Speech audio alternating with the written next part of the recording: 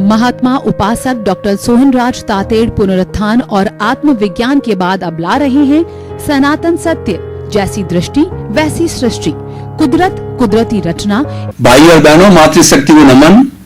Studio में आपका हार्दिक स्वागत, अभिनंदन है, सत्कार है। सनातन सत्य, दृष्टि विज्ञान, इस कार्यक्रम में हम आपको दृष्टि का विज्ञान देते हैं, यानी आपकी जो रॉन्ग बिलीफ है उसको समाप्त करके आपकी राइट बिलीफ बिठाते हैं, आपका पद परिवर्तन कर देते हैं। मैं शरीर नहीं हूं, मैं शुद्ध आत्मा हूं। आपकी भावना को हम इधर से उधर में स्थापित कर देते हैं, आपकी सीट बदल देते हैं, तो उससे आपको शाश्वत सुख की प्राप्ति होती है, आनंद की प्राप्ति होती है। ये सारा कार्य हम अलग अलग एपिसोड्स के माध्यम से करते हैं। तो आज बहुत सुंदर विषय लेकर के हम आपके सामने प्रस्तुत हो रहे हैं। आज का हमारा विषय है परस्परोपग्रहो जीवानाम। बहुत ही सुंदर विषय है। ये सारी दुनिया, ये सारी सृष्टि, ये पूरी मानव जाति परस्पर सहयोग से चलती है। कोई व्यक्ति ये कहे कि मुझे तो समाज की आवश्यकता नहीं, पति कहे कि मुझे पत्नी की आवश्यकता नहीं, बाप कहे कि बेटे की आवश्यकता नहीं, गुरु कहे कि शिष्य की आवश्यकता नहीं, और बिजनेसमैन कहे कि मुझे ग्राहक की आवश्यकता नहीं, बैंक वाले कहे कि मुझे डिपो क्रेडिटर्स डेबिटर्स की आवश्यकता नहीं है, तो वह सिस्टम सरवाइव नहीं कर सकता।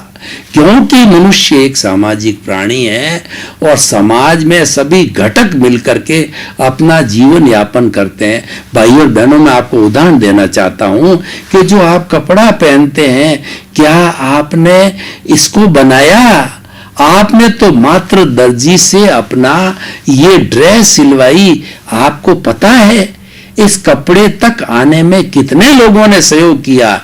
देखिए, किसान ने कपास उगाया, कपास को साफ करके मंडी में भेजा, और मंडी वालों ने सेल करके और जो धागा बनाते उनके पास गया, और धागा बनने के बाद में चाहे हैंडलूम है, चाहे जो है बड़ी जो मल्टीनेशनल है, ताना बाना बुन करके वो कपड़ा मार्केट में आया, और मार्केट के अंदर जो है वो बिग सेल करने वालों के पास आया, रिटेलर के पास आया, वहां से आप खरीद के लाए और आपने ड्रेस सिलवाई। कितने लोगों के सहयोग से ही कपड़ा आया, कितने लोगों के सहयोग से हमको रोटी मिलती है, कितने लोगों के सहयोग से हमारा मकान बनता है। अकेला चना भाड़ नहीं फोड़ सकता, इसीलिए हमको परस्पर सहयोग देना चाहिए और लेना चाहिए। गिव एंड टेक का फॉर्मूला सबसे अच्छा फॉर्मूला है। परस्पर सहयोग देने का फॉर्मूला सबसे अच्छा फॉर्मूला होता है। साथ ही हाथ बढ़ाना, तो एक अकेला थक जाएगा, मिलकर काम करना। हम अगर मिलकर के बांट के काम लेते हैं तो काम कईयों में बढ़ जाता है। इसीलिए ब्याह शादी के अंदर हम सब लोगों को बुलाते हैं, रिलेटिव्स को। सुख बढ़ता है। दुख जो हमको आ जाता है, किसी माता पिता की गमी हो जाती है, तो बहुत से लोग आकर के हमको 10 दिन 12 दिन सांत्वना देते हैं, ताकि हम उस दुख को भूल जाते हैं, दुख कम हो जाता है। तो बंटने से ये कम होता है। तो भाई और बहनों, परस्परोपग्रहो जीवानाम एक सृष्टि का आदर्श नियम है, और सृष्टि भी नेचर मां भी यही कहती है कि 84 लाख जीवा योनि उत्पत्ति स्थान है। केवल प्राणियों की संख्या तो असंख्य अनंत है। सबको जन्म देने वाली मैं कुदरत हूं, और जब कोई भी मैं जन्म दे देती हूं तो कुदरती रचना और कुदरती कानून के अंतर्गत वह अपना जीवन यापन करता है। क्योंकि नेचर मां कहती है कि मेरी जो रचना है वो पंचभूतात्मक है। पृथ्वी, जल, अग्नि, वायु और आकाश से मैं बनी हुई हूं, और उसके साथ साथ में मैं जो इनएनिमेट और दूसरा मोशन, रेस्ट और हमारा स्काई, इन छह जो है सबस्टेंस से मेरा ये पूरी सृष्टि मेरी चलती है, ये मेरा कुदरत का कानून है, ये कुदरत की रचना है। तुम उसके मुताबिक चलते हो तो तुम्हें कोई तकलीफ नहीं है। 100 साल का जीवन। और माँ ये कहती है कि जिसने, हमारे कहावत है मारवाड़ी में कि जिसने जो है चोंच दी है वो चुग्गा भी देगा। यानी माँ कहती है कि मैंने तुम्हें जन्म दिया। हर माँ जो अपने बाल बच्चों को जन्म देती है वो गारंटी लेती है पैरों पर खड़ा करने की। माता पिता गारंटी लेता है उसको पांवों पर खड़ा करने के लिए।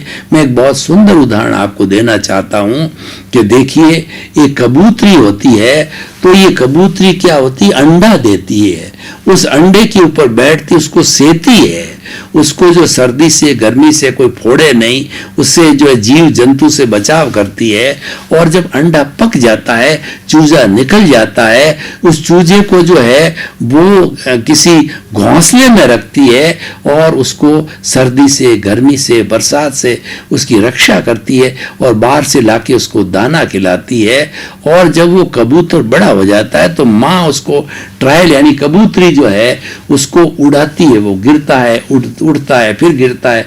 जैसे हमारी माँ हमारे को हाथ पकड़ करके चलना सिखाती है, वो गिरते हैं फिर सिखाती है, गिरते हैं फिर सिखाती है और फिर हम पारंगत हो जाते हैं चलने में। उसी तरह से हमारी ये कबूतरी जो है वो उस बच्चे को उड़ना सिखाती है और बच्चा एकदम उड़ करके फिर कहाँ चला गया, शास्त्रकार ये कहते हैं फिर वो जीवन के अंदर कबूतर कबूतरी मिलते हैं नहीं मिलते हैं पता नहीं है, लेकिन उसने अपना निष्काम कर्म कर दिया, उसको पैरों पर खड़ा करके उसको उड़ा दिया। और फल की इच्छा नहीं, मिले या न मिले उसकी इच्छा ना। माँ बाप को निष्काम कर्म करना चाहिए कि उनका गृहस्थ जीवन है तो उन्होंने बच्चों को पैदा किया है तो पांव पर खड़ा करने के बाद में उनसे कोई तरह की अपेक्षा नहीं रखना कि हमारी सेवा करे। करे तो अच्छी बात, करना भी चाहिए क्योंकि माता पिता संसार के भगवान होते हैं। नहीं करे तो माता पिता को जो है वो उसकी आशा नहीं रखनी चाहिए ताकि वो निष्काम कर्म में आएगा और उनको जीवन में कष्ट नहीं होगा, दुख नहीं होगा। तो भाई और बहनों, परस्पर उपग्रह जीवानाम, कितना सुंदर formula, live and let others live के फॉर्मूले पर यह आधारित है। मैं भी जीऊं और मेरा पड़ोसी भी जिए, मेरे गांव के सब लोग जिए और इस दुनिया के 7.8 अरब के लोग उनके प्रति मंगल भावना भावो कि सबको सुख हो, शांति हो, आनंद हो और सबको मुक्ति मिले, ऐसी मंगल भावना भाते रहो। क्योंकि जो भी प्राणी जन्म लेता है तो हर एक प्राणी जीना चाहता है, मरना कोई नहीं चाहता। छोटा से छोटा वायरस जो कोरोना ने जन्म लिया वो भी मरना नहीं चाहता, पर हमको बर्बाद करता है तो हम उसको मारने की कोशिश करते हैं हाथ धो करके या कोई तरह की मेडिसिन लेकर के। वो तो कोई भी मरना नहीं चाहता, हर एक सुख चाहता है, कोई दुख नहीं चाहता है। तो उससे ये सिद्धांत बना परस्पर गुरु जीवा नाम कि किसी को, आपको जो किसी को जन्म देने की आपकी ताकत नहीं है, वस्तु को बनाने की, तो उसको तोड़ने की या उसको मारने की जो है आपको किसने अधिकार दिया। वहीं से हिंसा अहिंसा का जन्म हुआ और वही हमारे समाज का आधार है। तो परस्पर गुरु जीवा नाम एक बहुत सुंदर जो कहना चाहिए सिद्धांत है। देखिए कि ये मानव की जो भावना होती है, मानव का जो स्तर होता है, जो चेतना होती है, वो 3 तरह की होती है। एक स्वार्थ की चेतना, एक परार्थ की चेतना, एक परमार्थ की चेतना। स्वार्थी व्यक्ति होता है वह समाज की परवाह नहीं करता है और परस्पर गुरु सिद्धांत का जो है बोलता तो है क्योंकि उस पर दबाव है, लेकिन उसका पालन नहीं करता मन से। वो तो क्या कहता है कि मैंने पिया, मेरे बैल ने पिया, कुआं डहे तो डहे। यानी जो उसका इंद्रिय सुख है कि मेरा घर, मेरा परिवार, मेरा धन, मेरी दौलत, मेरे बाल, मेरे बच्चे, मेरी गाड़ी, मेरा बंगला, मेरा बैंक बैलेंस, मेरी ज्वेलरी, बस सारा जीवन मैं मेरा करके वह चला जाता है। ये स्वार्थ की चेतना है। लेकिन परस्पर गुरु जीवा नाम है, ये परार्थ की चेतना है। जब व्यक्ति चेतना को त्याग के परार्थ में आता है तो वो एक सच्चा सामाजिक प्राणी है। तो वो क्या करता है कि मैं भी जीऊं, दूसरा भी जीवे, दूसरे को कोई तकलीफ नहीं होनी चाहिए। तब वो बहिरात्मा से अंतरात्मा बन जाता है, जीवात्मा से अंतरात्मा बन जाता है। उसको ज्ञान मिल जाता है ज्ञानी पुरुष के माध्यम से, सदगुरु के माध्यम के, कि भाई परस्पर गुरु जीवा नाम का पालन करो। और वो ज्ञान ऐसा मिलता है उसको कि वो खोज करता है कि मैं कौन हूं, अपने अस्तित्व की खोज करता है। तो मालूम पड़ता है कि जैसा मेरा अस्तित्व है, संपूर्ण मानव जाति का वही अस्तित्व है, संपूर्ण प्राणी मात्र का, संपूर्ण सृष्टि जीवित प्राणियों का वही अस्तित्व है। इसीलिए जो परार्थ की चेतना वाला क्या सोचता है कि 84 लाख जीवा योनि प्राणियों के भीतर विराजमान शुद्ध आत्मा भगवान को निर्दोष दृष्टि से दर्शन कर उनको नमन करता हूं। ये ज्ञान लेने के बाद व्यक्ति को ये आभास होने लग जाता। उसको अभ्यास करना चाहिए कि पेड़ है, पौधा है, गाय है, भैंस है, बिल्ली है, ऊंट है, और जो है वो मकोड़ा है, कीड़ा है, सब में वही प्रभु है। उसके दर्शन करो, उसको आत्मवत समझो, क्योंकि वो सब में एक सा विराजमान है, चाहे राम में, कृष्ण में, मेरे में, चाहे कीड़े मकोड़ों में। तो ये विविधता क्यों दिखाई देती है? वो अपने अपने कर्मों के कारण, अपने अपने कार्मन शरीर के कारण विविधता है। तभी जो है कोई धनवान है, कोई गरीब है, कोई पतला है, कोई मोटा है, कोई जो है वो मंद बुद्धि वाला है, कोई तेज बुद्धि वाला है, और कोई जो अपंग है, और कोई जो गूंगा है, लंगड़ा है, अपाहिज है, विधवा है, और गरीब है, अभावग्रस्त है। सब कर्मों की वजह से होता है। तो ये ऐसा चिंतन करना परार्थ की चेतना है, परस्पर गुरु जीवा नाम की चेतना है, लिव एंड लेट की चेतना है कि सभी शांतिपूर्ण से अस्तित्व जीवो, प्रकृति का संरक्षण करो।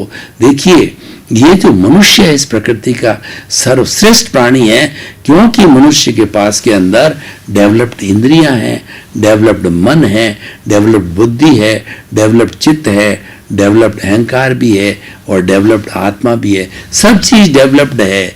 बहुत अच्छा वो चिंतन कर सकता है। इसीलिए मनुष्य जीवन को दुर्लभ माना गया है, और मनुष्य ही जो अंतिम लक्ष्य हमारे जीवन का, मुक्ति में कभी भी जाना होगा तो मनुष्य जीवन में ही आकर के जाना पड़ेगा। 4 गति है, नर गति, तिर्यंच गति, मनुष्य गति, देव गति।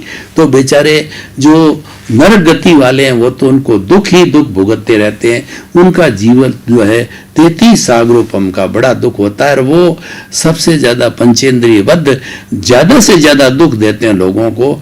जब नर गति होती है, तिर्यंच गति के अंदर ये पशु पक्षी पेड़ पौधे जो हमारे सामने जो संसार दिखाई देता है, ये तिर्यंच गति आते हैं। ये झूठा माप तोल, धोखा धड़ी और दुर्व्यवहार की वजह से ये आते हैं। मनुष्य होता है वो मनुष्य योनि में वह आता है सरल है, सादगी है, किसी को दुख देना है, गॉड फियरिंग है, पापकारी प्रवृत्ति से उसको कष्ट होता है, दूसरे के दुख को देख करके वो भाव वियल होता है। तब मनुष्य गति मिलती है, और मनुष्य जो है वो अगली गति में भी जाना हो तो ऐसे भाव रखने पड़ेंगे। और देव गति होती है बहुत बड़ी साधना करने के कारण, और भगवान के मंत्र का चैंटिंग वगैरह, और बहुत ज्यादा पुण्योदय जब इकट्ठा हो जाता धार्मिक क्रियाओं से देव गति में। लेकिन सारे देवता गण तरसते हैं, क्योंकि वहां से वो मुक्ति को नहीं जा सकते। तो वो तरसते हैं कि हम कब मनुष्य गति के अंदर जाएंगे, और जाकर के और जो है वो मनुष्य गति के अंदर अच्छा भजन करके, अच्छा कार्मन शरीर को समाप्त करके, और हम जो है वो सिमंदर स्वामी के चरणों में जाकर के महाविद्य क्षेत्र में जन्म लेके, यहाँ हमारी मुक्ति बंद है, महा चौथा आ रहा है महाविद्य क्षेत्र में सिमंदर स्वामी के पास में, वहां जाके हम मुक्त हो जावें।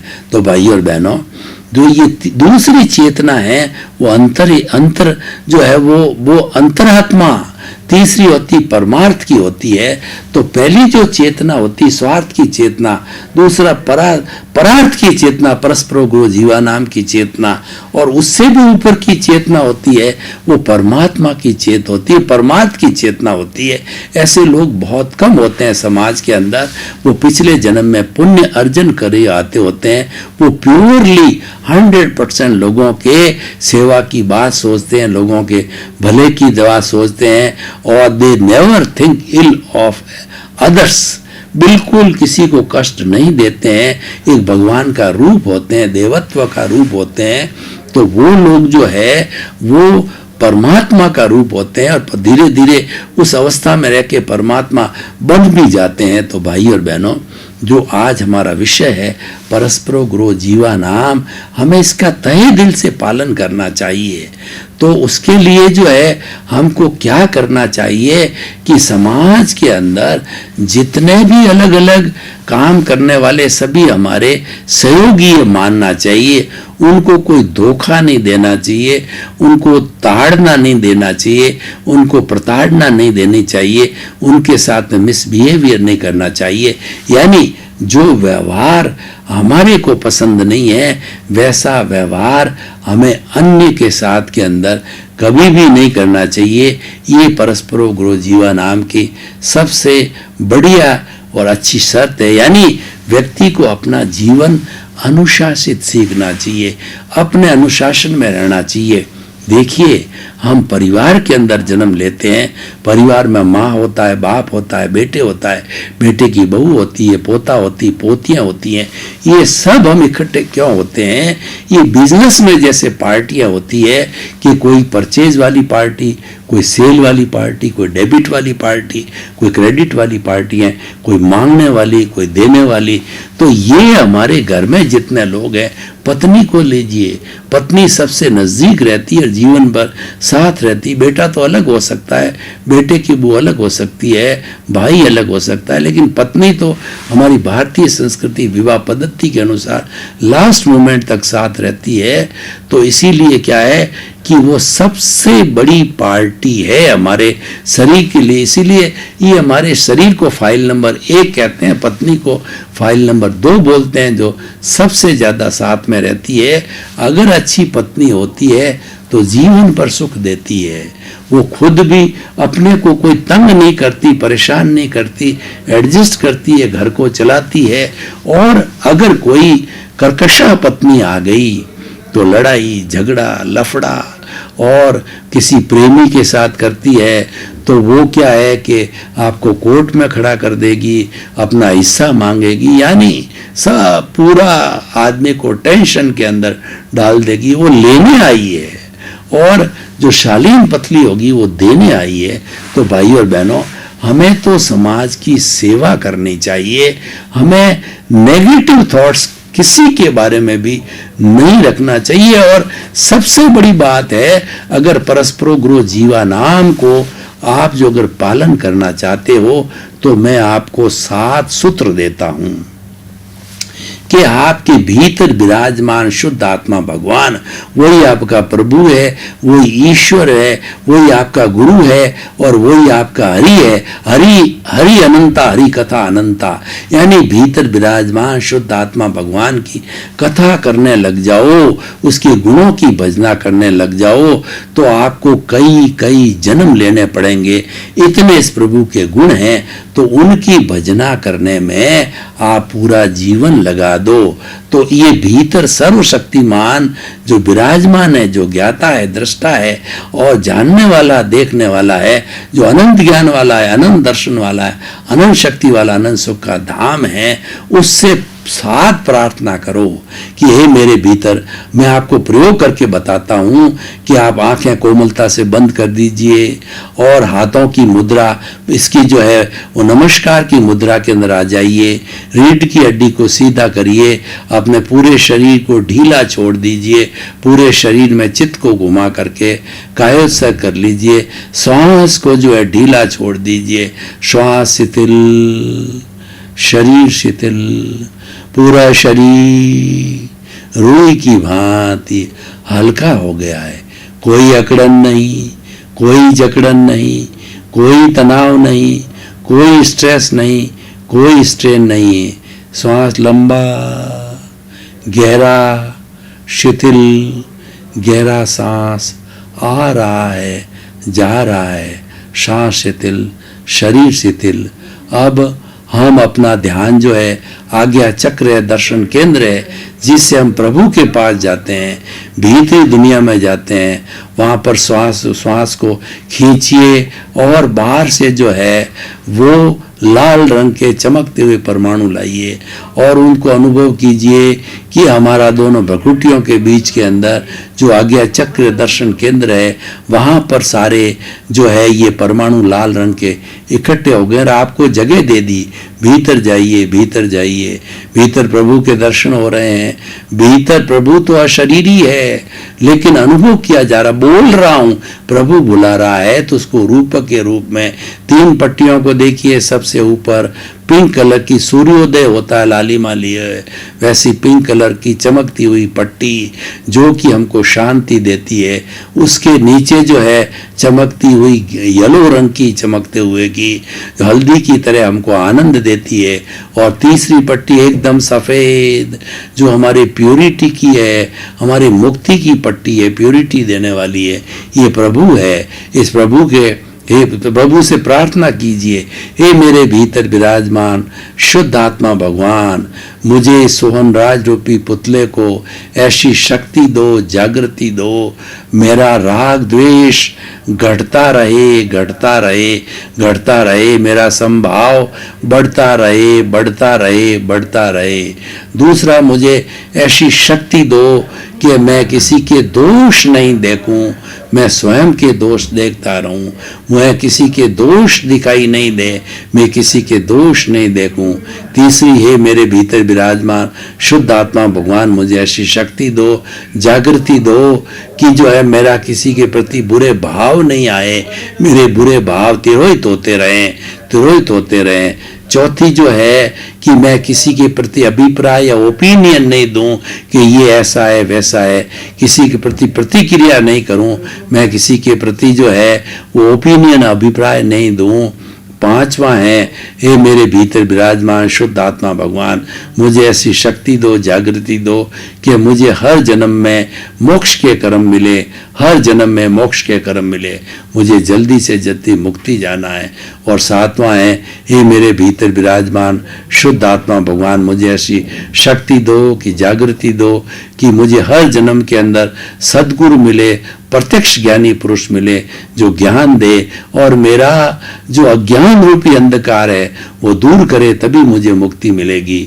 हे मेरे भीतर विराजमान शुद्ध आत्मा भगवान, मुझे ऐसी शक्ति दो, शक्ति दो, शक्ति दो। ऐसी शक्ति भाई और बहनों, आप भीतर प्रभु है उससे मांगते रहोगे। जो मंदिर में प्रभु है वो तो मूर्ति का प्रभु है और ये जीता जागता प्रभु है और इसी को ही मुक्ति में भेजना है, इसी को ही मोक्ष दिलाना है। सच्ची मुक्ति क्या होती है? अहंकार की मुक्ति सच्ची मुक्ति होती है। ये शरीर बेचारा खाता है, पीता है, उठता है, बैठता है, ये तो पिछले जन्म के कर्म के भुगतान के लिए मिला है। और बेचारी शुद्ध आत्मा है जो कि इसके चक्कर में आ गई, वो तो अक्रिया है, वो न हिलती है न डुलती, उसके शरीर नहीं है, वो तो आनंद का खजाना है। तो फिर ये क्या सब लफड़ा क्या है? ये लफड़ा अहंकार का है। सुख और दुख अहंकार भुगतता है। जितनी भी क्रियाएं हमारे जीवन में होती है वो अहंकार करता है। तो इस अहंकार को हटाना है। ये जो ही अहंकार का मुक्ति किसकी करनी है? अहंकार की करनी है। अहंकार मतलब क्रोध, मान, माया, लोभ, ये जब चले जाएंगे तो ये बेचारा शरीर तो पृथ्वी में, जल जल में, अग्नि में, वायु में, आकाश में, जब हमारा आयुष्य पूरा हो जाता है, हम मर जाते हैं, तो ये जला दिया जाता है और ये अहंकार समाप्त हो गया तो पुनः हमारी आत्मा इस शरीर को धारण नहीं करेगी। अहंकार को हम कॉजल बॉडी, लिंग शरीर, गारमेंट शरीर कहते हैं, भाई और बहनों, आपका बहुत बहुत धन्यवाद। आप हमारा सनातन सत्य कार्यक्रम देखते रहिए। इसमें आपको जीवन निर्माण के सूत्र मिलेंगे, अच्छी लाइफ स्टाइल के सूत्र मिलेंगे। आपका ये लोक और परलोक कैसे अच्छा बने, उसके सारी शिक्षाएं मिलेगी। इसी क्योंकि हमारा उद्देश्य है सर्वे भवन्तु सुखिनः सर्वे सन्तु निरामया, जगत के सब जीवों को सुख मिले, शांति मिले, आनंद मिले, आपको भी वही मिले। आपके प्रति मंगल भाव। महात्मा उपासक डॉक्टर सोहनराज तातेड़ पुनरुत्थान और आत्मविज्ञान के बाद अब ला रहे हैं सनातन सत्य, जैसी दृष्टि वैसी सृष्टि, कुदरत कुदरती रचना